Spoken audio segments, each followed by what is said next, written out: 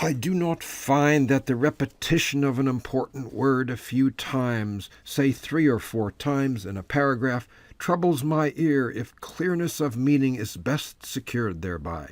But tautological repetition, which has no justifying object, but merely exposes the fact that the writer's balance at the vocabulary bank has run short, and that he is too lazy to replenish it from the thesaurus.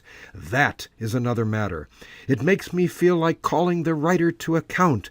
It makes me want to remind him that he is not treating himself and his calling with the right respect, and incidentally, that he is not treating me with proper reverence. At breakfast this morning, a member of the family read aloud an interesting review of a new book about Mr. Gladstone, in which the reviewer used the strong adjective delightful 13 times. 13 times in a short review, not a long one. In 5 of the cases the word was distinctly the right one, the exact one, the best one our language can furnish. Therefore it made no discord.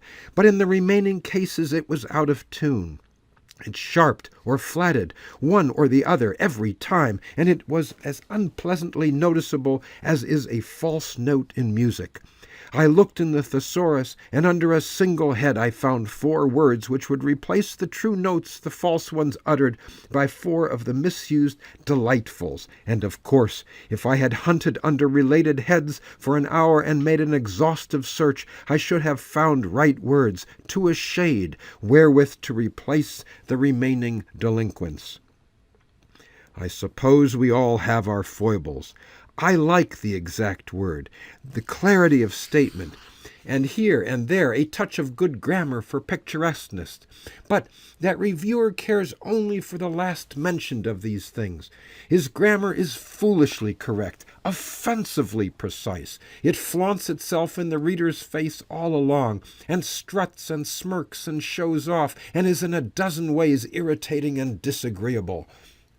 To be serious, I write good grammar myself, but not in that spirit, I am thankful to say. That is to say, my grammar is of a high order, though not at the top. Nobody is.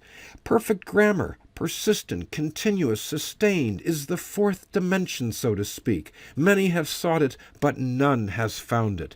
Even this reviewer, this purist, with all his godless airs, has made 2 or 3 slips.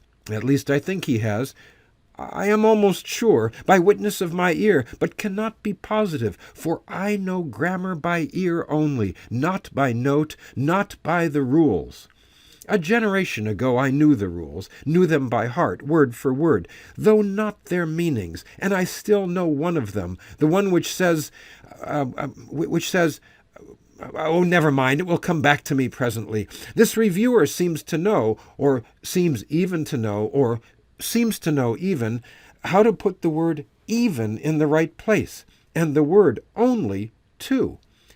I do not like that kind of persons. I never knew one of them that came to any good. A person who is as self-righteous as that will do other things. I know this because I have noticed it many a time. I would never hesitate to injure that kind of a man if I could.